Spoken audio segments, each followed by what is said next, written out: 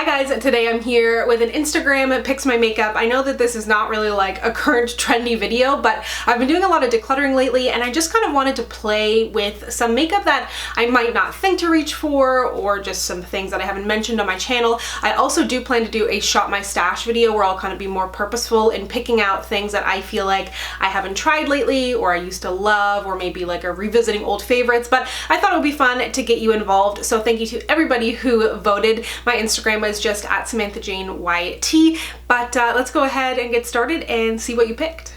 So the first category was primers, and if you're curious about like how I did this, I kind of reached into my drawer with my hands closed of each particular, not my hands closed, my eyes closed and hands open of each particular category, pulled out 2 items, and then just posted a picture on Instagram and allowed you to vote for which one you wanted to see in action. So for primers, it was the Milk Blur Primer up against the Makeup Forever Hydrating Base and the Milk Primer 1. And I have been a huge fan of their new Hydro Grip Primer. I did a favorite primers video recently. I will link to that down below, but curious to try this, and this won by, I wouldn't say a landslide, but quite a bit. This was 62% versus 38%, and I maybe used this once. I don't even remember buying this, but they don't send me PR, so I guess I bought it.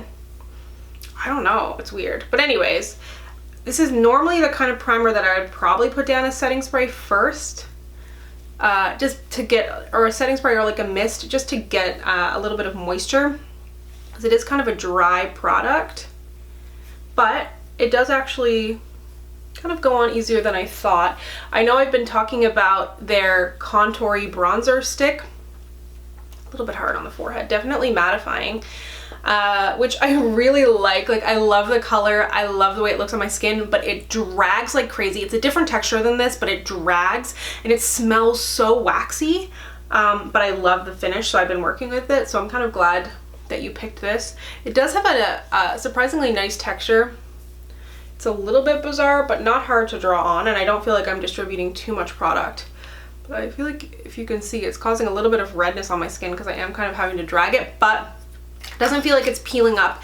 Definitely mattified my skin as well, and doesn't feel too slippery. So let's go ahead and move on to foundation. I was a little bit surprised by this one. It was the Tarte Shape Tape Hydrating Foundation up against the Makeup Revolution stick, and I was really expecting the Makeup Revolution stick to win, but Tarte won out. And this is the, I have medium tan honey and tan sand. I think generally I wear medium tan honey. And I haven't tried these actually. I have the mattifying one as well. Let me know if you'd like to see a review on these, or is it too late? Too late to the game, but I'm curious. Especially because it's supposed to be like hydrating but like long lasting. I think, I don't know if these are going to be great shades. I'm going to try tan sand. And did I say Tarte was 59 and Makeup Revolution was 41%. So let's try this. It's pretty like peachy in tone, which isn't necessarily bad. I had a tendency for a long time to go for foundations that were far too yellow on my skin, and I definitely have some peachiness in there. Kind of like a peachy golden. Let's see, and I cannot stop using this brush from Wet n Wild. It really surprised me. I almost didn't even take it out of the packaging to try it because it just looked so gimmicky, but I have been obsessed with it for foundation. I encourage you to try it if you haven't, because it just gives a beautiful finish. Like the rose petals are kind of annoying, but yeah, it blends out so quickly. I feel like the density and the amount of bristles and stuff just gives a really beautiful finish. Especially with, like, I haven't been wearing a lot of heavier coverage foundations lately, but I've been using it with like the NARS Tinted Moisturizer and a few other more lighter coverage things, and I think it just looks beautiful. This looks really nice, and the shade is much better than I thought it was going to be. Just going to add a little bit more. I don't want to put too much. I like the coverage that I got. Oh, I was kind of feeling like I was doing a foundation review. That's why I only did half of my face, because generally that's how I do it in my foundation reviews, depending on how much I'm talking. But yeah, this looks really nice. I really like this. I think it looks quite natural. It feels like it doesn't look dry on the skin, but I like that it just has a little bit of a sheen, but it doesn't feel like it's gonna slip around. So I'm just gonna quickly do the other side of my face here. I don't know why I forgot that it existed, but it's kind of fun just to do something a little bit different. If you don't have Instagram, I'm sorry. But that's just how it goes. It's too hard to do the polls on like the community page here of YouTube. That's why I posted on the community, just to let you know if you did have Instagram and you weren't following me and you wanted to weigh in, then it was there. Moving on to concealer, it was the Estee Lauder Double Wear Waterproof Concealer up against the Dior Forever Concealer. I didn't really have an indication of what way that was gonna go, but it ended up being Team Estee Lauder, and this was a 65 to 35 divide there. This is in the shade 3W Medium Warm. I don't hear many people talking about this. I know Bailey B, if you follow her, she's great. I think she really liked this, and it was why I ended up picking it up. I think I bought it from Shoppers Drug Mart website, but I don't find it to be like crazy full coverage considering how full coverage Estee Lauder Double Wear is. But it is a nice concealer, but again, I haven't played with it that much, so I'm really glad that it kind of popped up. So I think you can see, like, it doesn't give a ton of coverage, but I'm gonna add some more, and I'm just gonna kind of let it sit. As you know, that is my fave method. And while I let that sit, let's move on to the cream bronzer products. So I had the Clarins up against Too Faced. I would call this pretty much a landslide. Too Faced won with 72%, and it is the Bronzed Peach Melting Powder Bronzer. If you watched, oh sorry, I said Sunday's video was the VIB. Actually, it was the, what did I do on Sunday? Oh, spring cleaning my makeup collection, so kind of decluttering, but only showing you what I was getting rid of. So that went up on Sunday. Thursday was the Sephora sale video. But anyways, in that decluttering video, I did get rid of the highlighter counterpart, and although the finish looked beautiful, it just wasn't really my color. So I'm curious to try this out, and I don't know if you can, so that's nice. But I'll try the product anyways. Don't know what kind of brush. Oh, I know what to use. One of my favorite brushes. This is the Sephora Airbrush, Flawless Airbrush. I love it for all things cream contour, and it's a little bit dense, so I feel like it'll do a good job picking up the product, but then also simultaneously buffing it into my skin. I don't mind. It shows up on my skin. I don't know that I love the color. I feel like it's going a little purple on me. Is that possible? This is my first time ever using this on my face. Most of these products I've used before, but this is my first time using this. It's definitely a little more contoury than bronzery. I don't know if you can hear Rue is snoring.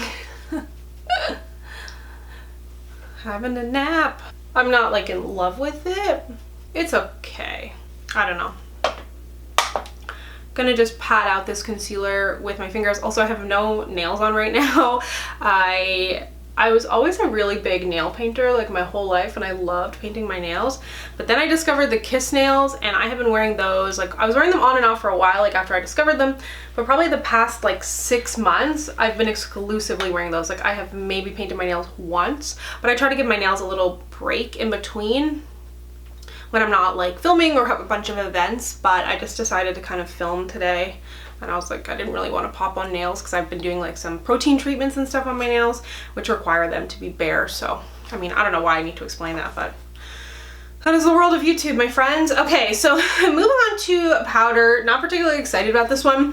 It was the Lancome loose powder. They came out with like a loose matte powder sometime within the last 6 months, up against the RCMA powder. RCMA won 55% to 44%, and I bought this powder because it's just like one of those iconic powders. Everybody loves it, but I feel like to me, almost it's more of like a makeup artist product than a me product. Firstly, the packaging is just like, obviously this is not particularly user friendly, and of course there's things you can do like switching packaging and da-da-da-da-da, but I don't want to have to do those kinds of things, you know what I mean? And then also I found it looked really dry under my eyes whenever I used it, which surprised me because I know, I can't remember if Jaclyn Hill, but I know Kathleen Lights really likes this, and she has more of a drier skin type, or at least a drier under eye, I'm pretty sure. So I was surprised the way this looked, but maybe I'm using too much.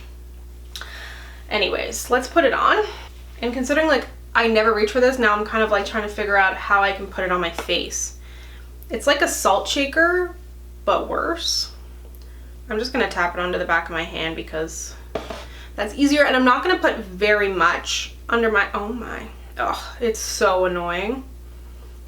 I've almost gotten rid of this so many times. I bought it at IMATS, at some point. Maybe my first dye mats here in Toronto. Yeah, and I don't really like pressed or loose. I'm not a huge fan of translucent powders with no color. Like the Too Faced one I really like, the Benefit one I really like. There's a few, but for the most part, especially under my eyes, I don't ever feel like it does me any favors in terms of the color. Like it can make things look a little gray, especially because I didn't have a lot of coverage under my eyes. Ugh, I don't like the way it looks at all.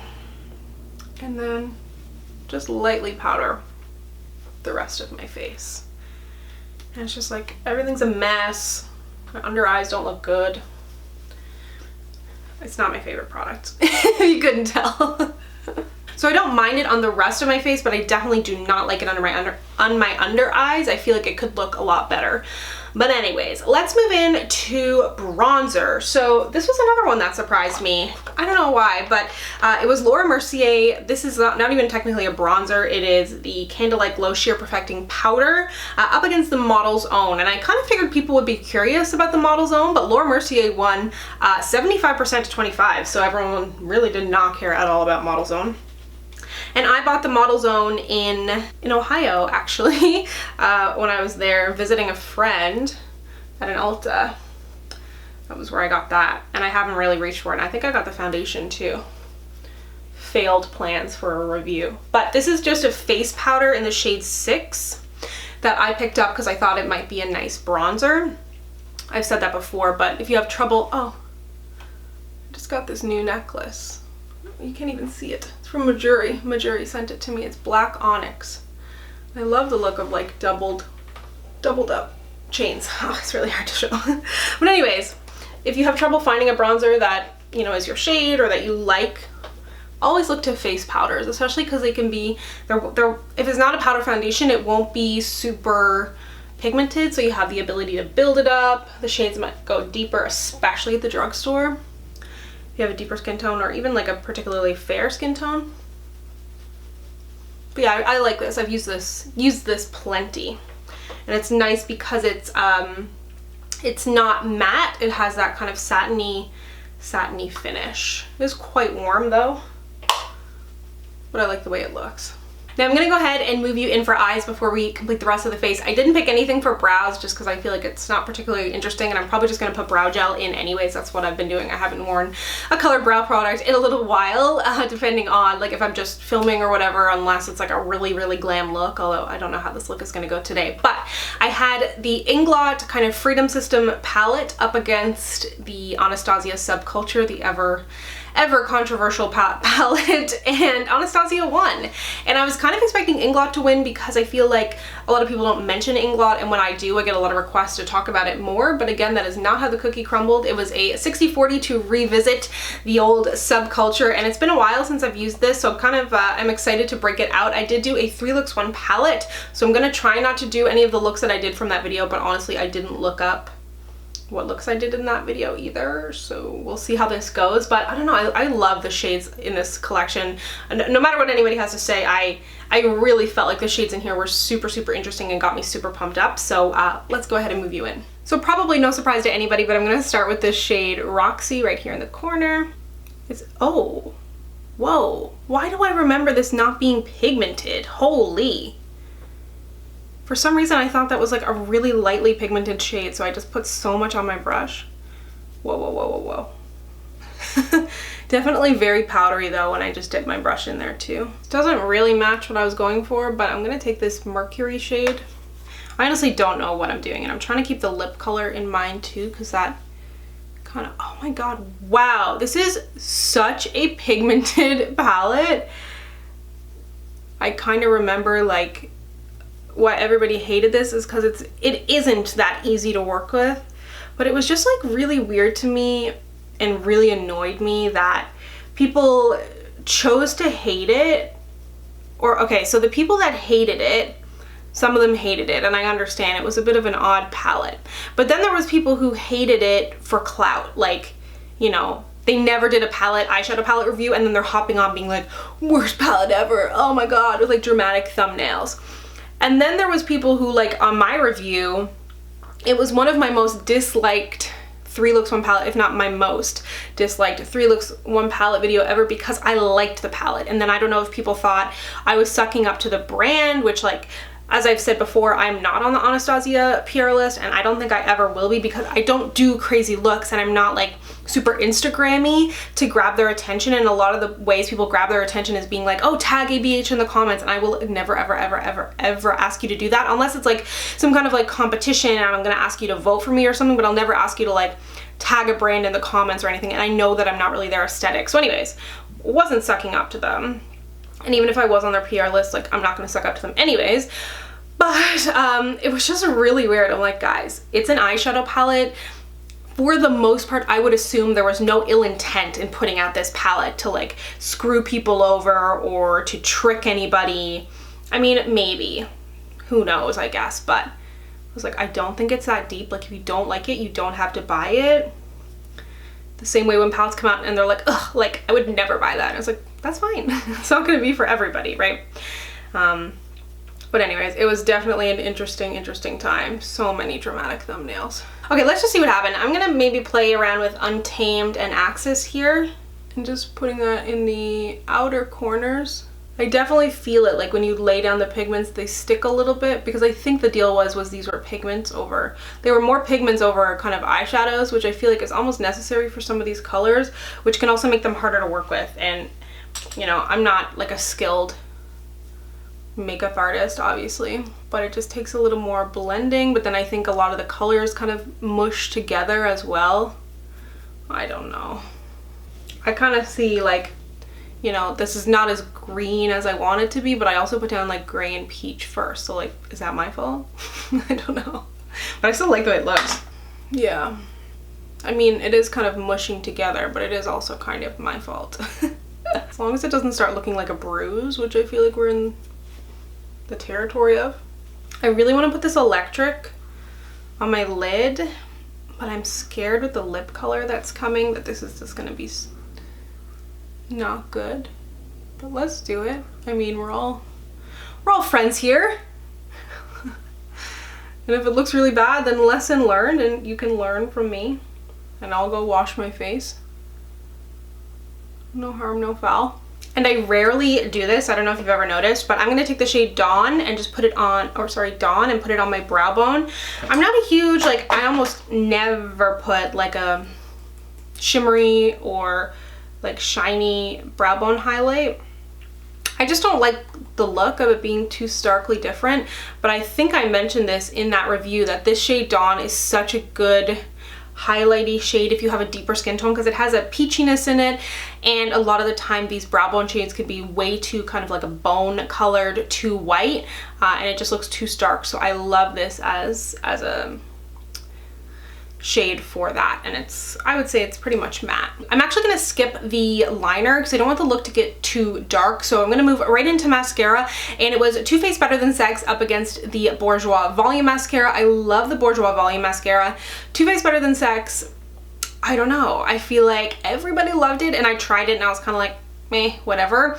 And then I had a tube that dried out a little bit more, and I tried it again and I liked it more, but I did find it kind of flaked and transferred on me, which I know that that can happen to a lot of people, but what's more significant for me anyways is the fact that I almost never have that with any other mascara, and I had it a time or two with this formula, which never happens to me. So anyways, it was a 50-50 split if you were just looking from the outset, but when you go in and look, and I can kind of deep dive into the analytics, it was there was 8 votes between the difference, so it just came up as 50-50 on Instagram, and the winner was Too Faced. So let's go ahead and give it another go. It's such a heavy tube, like it feels so weighted, it's crazy.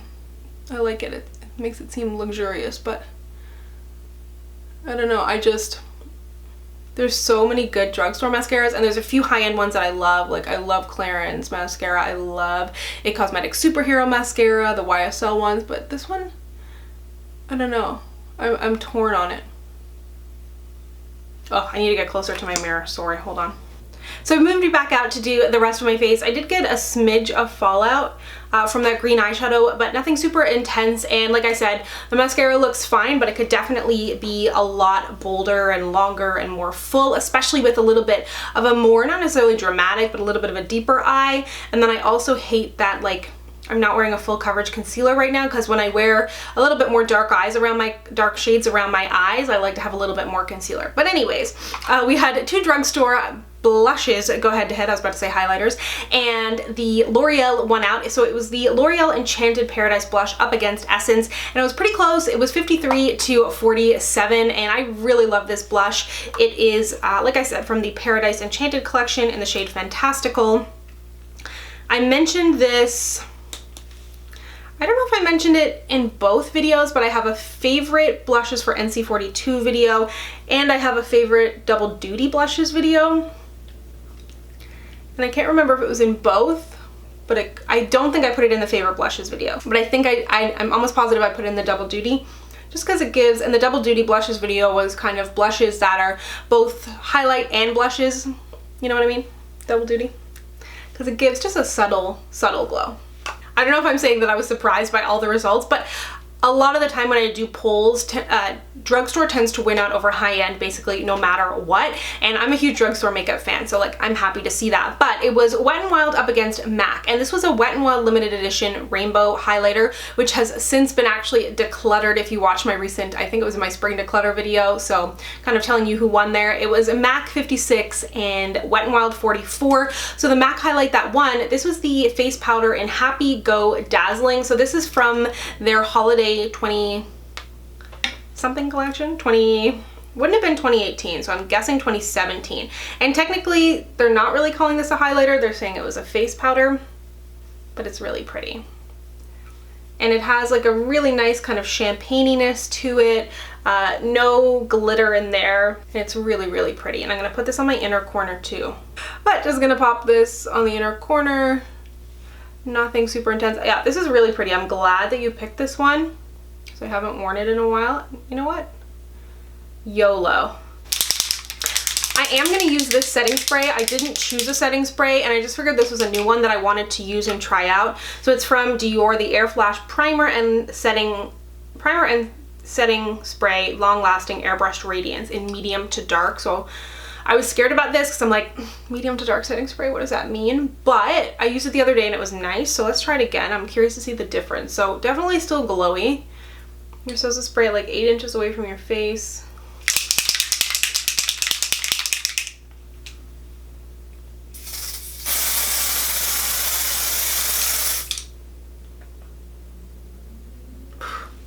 I love the mist because it's more aerosol-y.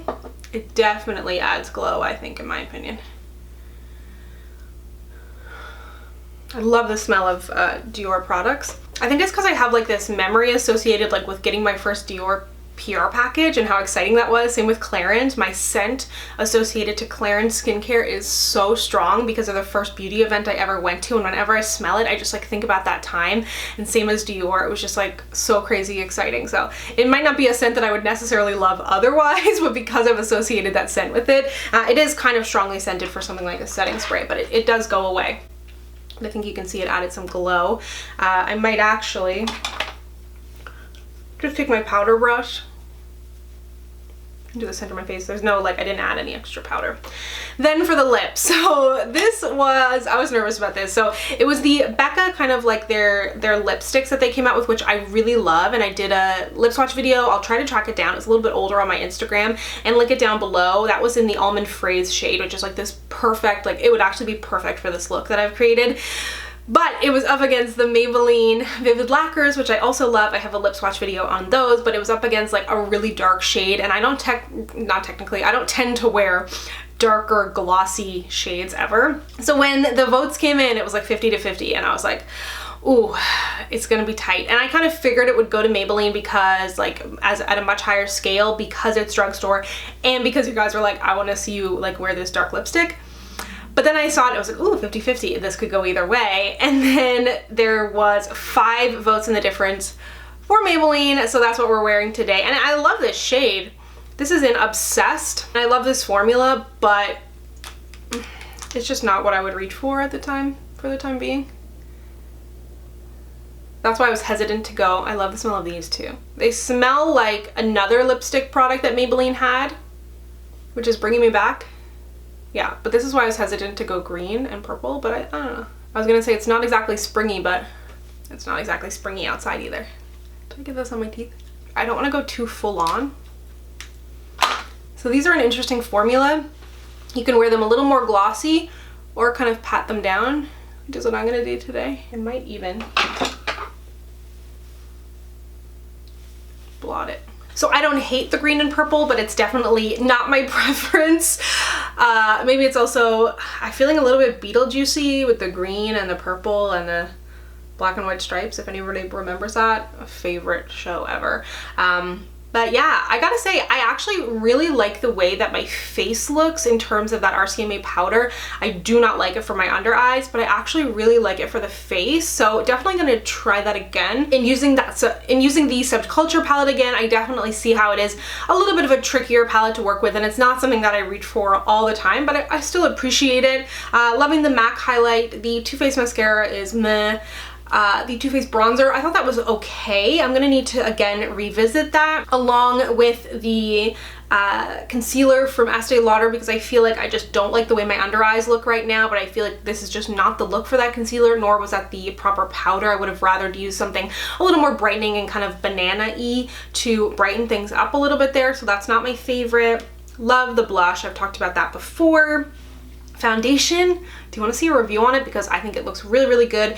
Primer, I don't feel like it made anything slippery. Let me look at my pores. My face actually looks really quite smooth. I've never really had very big pores, although I've had very, very oily skin. So luckily I haven't had to deal with really big pores, but for me, when I'm wearing a primer, what I'm looking for is like, does it make my makeup go on smoother or does it make it go on worse? Is it hard to work with? So you kind of had to drag it a little bit, but for me, like I said, I would probably put like a spray on my face first, so some kind of prep mist, and then once that like dried down slightly, then go in with the stick to kind of get that moving. So overall, definitely excited to have visited a few products that I haven't used recently, and let me know if you'd like to see like a shop my stash type video. I think I'd like to pull out some older classics and then do another one that's just like super random, and then do one that's a little bit more like, you know, the classic palettes, like a chocolate bar or something like that, with like kind of old classic products, Becca Opal, that kind of stuff. So let me know what you think down below. I think the look came out pretty good, so thank you to anybody who participated, although